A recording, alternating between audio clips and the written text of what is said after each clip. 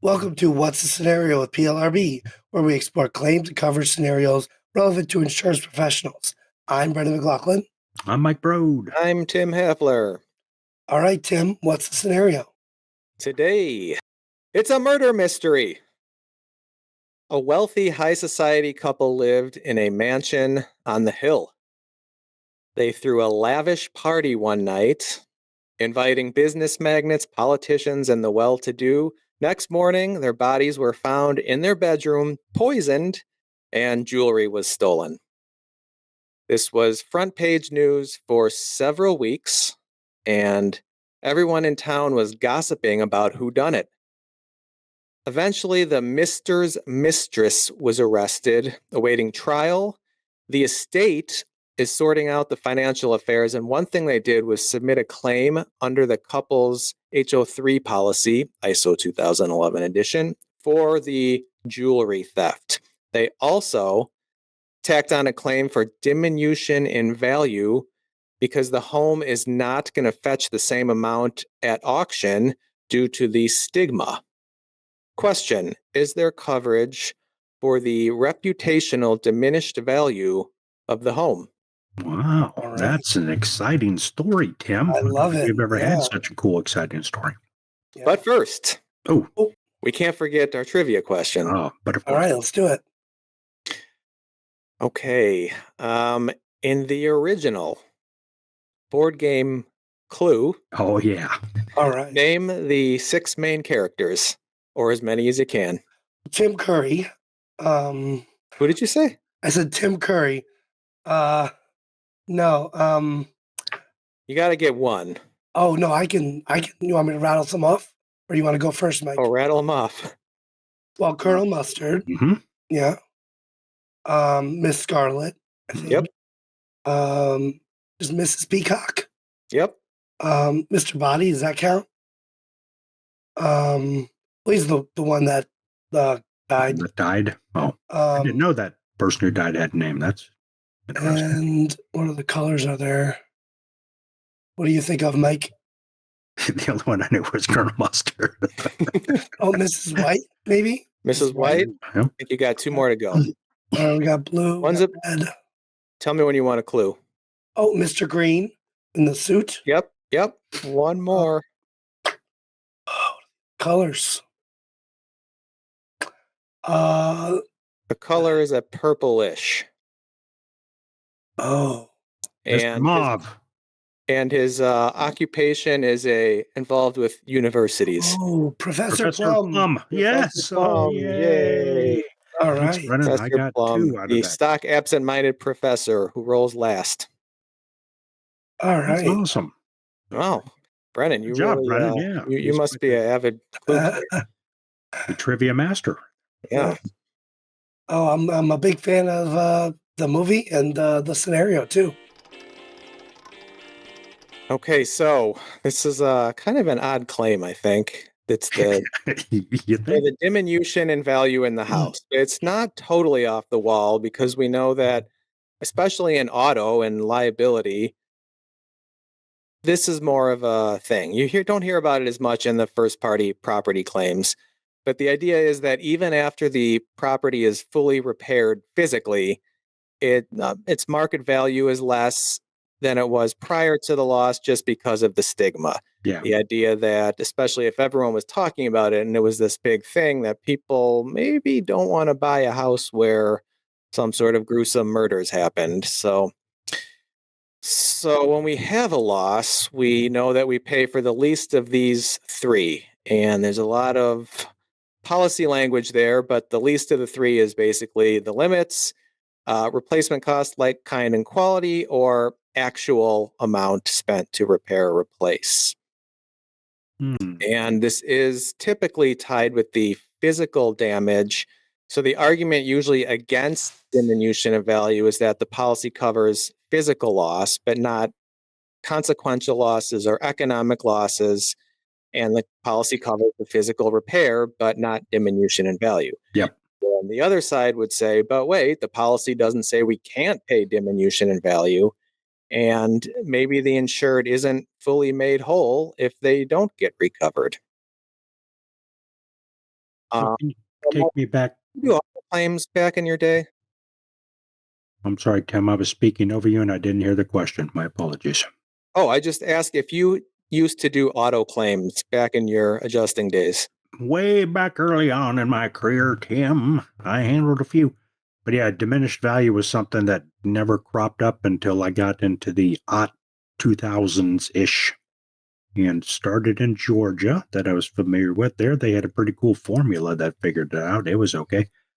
And last I'd heard, yeah, at least here in Ohio in Franklin County where I live, there's also a case that allowed for some diminished value on an auto claim. So yeah, it's been out there for a while. Kind of tough to figure out sometimes. But yeah, it's a thing. Yeah, so the auto policies have pretty similar loss settlement language to the, this is the first party claims. Yep. The first party auto and the first party property have pretty similar loss settlement language. The auto is, I believe the highest you get is the ACV or the amount to repair replace, as opposed to here you get replacement cost or amount to repair replace. Right. So, someone could say, look, if we're going to allow this in the auto cases, it's pretty similar policy language, then why wouldn't we allow it here? Well, let me go back in my answer too, Tim, because maybe I haven't researched it recently, but a lot of those were on third-party claims. So as part of my claim for somebody who damaged my auto, I could also make the argument that my vehicle is diminished in value. I think I haven't looked at it from the first-party perspective, but a lot of those things I was talking about are from a third-party perspective to the damaged claimant, not to the insured. Right. And the liability language doesn't have this. Correct. It's more of whatever you owe on the liability claim. So there's the limiting language isn't there. So I think that's a clear distinction to make. It's harder to distinguish this from the auto claims. Maybe you could say there's just the volume of auto claims is higher that you can start to get data on. We know if this car was in a major accident, how much then it's going to be less on resale.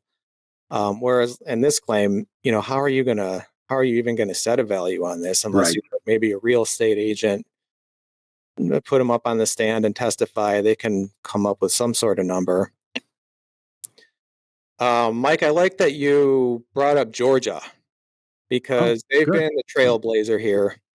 In 2012, the Georgia Supreme Court, this is the Royal Capital case, allowed for diminution in value in a first party property claim. And what they said was, well, we allow this in auto and it's not that much different, so we're going to allow it in property. All right.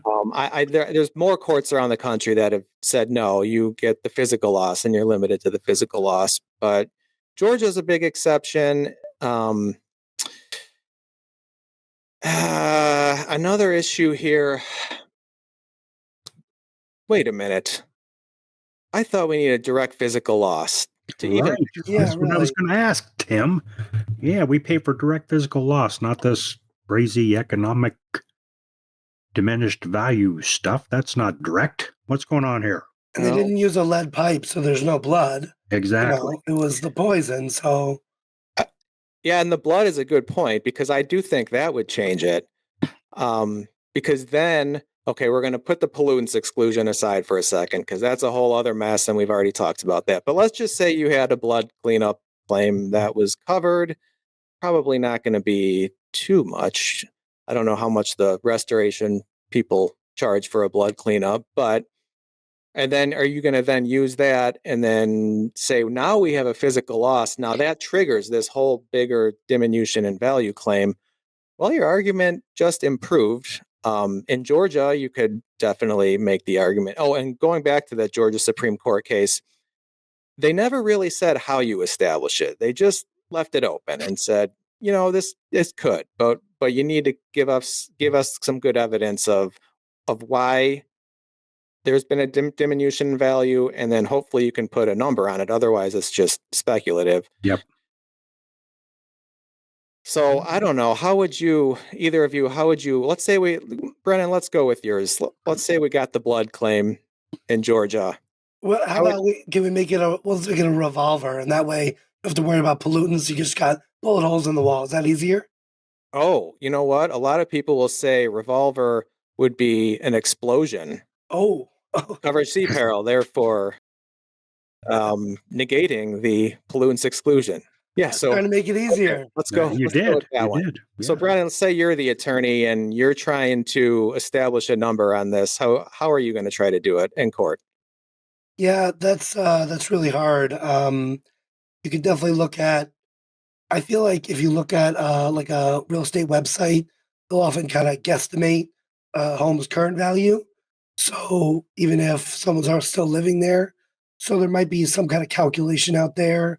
Um, just looking at the house based on, you know, some just default characteristics, and then I guess if the house is not actually being sold, then you probably would need an expert to look at what is the impact of that stigma.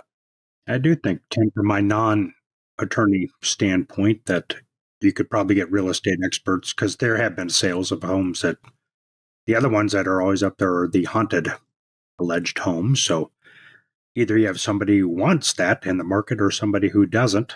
So I think you could get an expert on the real estate side to say, hey, here's what the home would be valued at if there was no issues, if there was no horrific thing that happened at the place, and here's other places that have sold with those kind of elements, and here's how it affected the market values. I think at least you could get some kind of expert testimony to help you out. Yeah. And, one thought I had, Brennan, going the other way on this blood thing is, so if the value is going to go down after the murders with blood, is it really because of the blood? That's the physical loss. Is it the ick factor that I don't want to live in this place where there was once blood Right. on the floor? No, it's more about the fact that the murder happened. And again, Right. that's now getting away from the physical loss. Did you see So- the Amityville Horror? That movie, the old What was it called? Amityville Horror, the old movie back from. Oh, no, I've heard of it, but I've never Oh my seen it. goodness, you got to watch. Well, that's what happened. It was a family that was murdered in the home. New family moves in, and all these crazy haunted Oh, things. all right. Well, It's there's awesome. obviously ghosts in that house. Yes. So yeah, watch the movie, please. I remember when I just first started answering coverage questions way back when I was a youngin'. I got this question. It wasn't the murder question. It was that a Stradivarius violin had been damaged, and you can repair it, but once we know that Stradivarius violin has been damaged, just never worth the same. A lot of times this will come up in the context of I had mold and I cleaned up my mold, but now when I sell, I have to disclose that I once had mold in this house. So my advice is usually, well, check your jurisdiction. Georgia's one thing. There's going to be a lot of states that will specifically disallow it, and a lot of states where there's no case law whatsoever, and then it's still going to be an open question. Now, how about a house that was so haunted it was highly valued, and then someone came Yeah. along and did an exorcism, and now nobody wants it? Well, Is that we're going to put that exorcist on the stand. He's going to play well in front of the jury. all right? That would be fun, though. But this is a very morbid episode. Blood and hauntings and murders.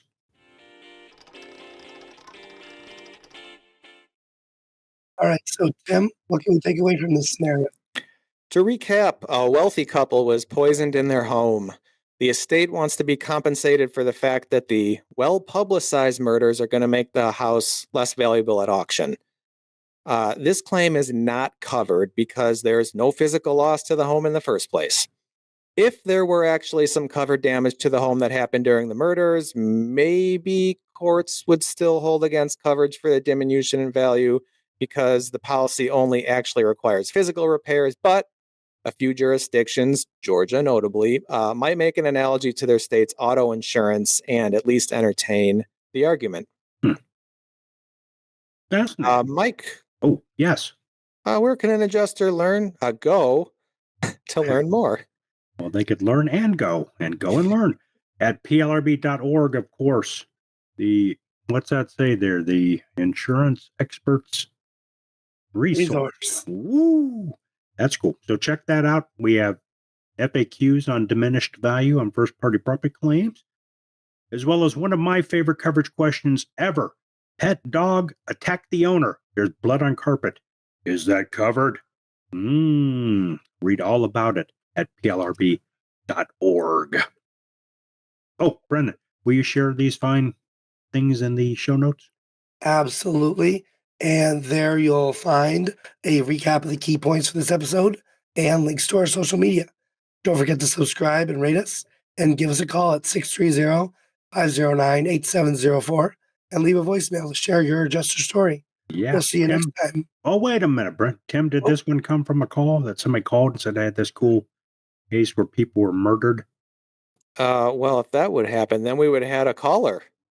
Right. Brennan, did we have a caller? We're It still was waiting? actually a phone that was unplugged and just ringing, even though it was no power in the house. Just ringing. Yeah.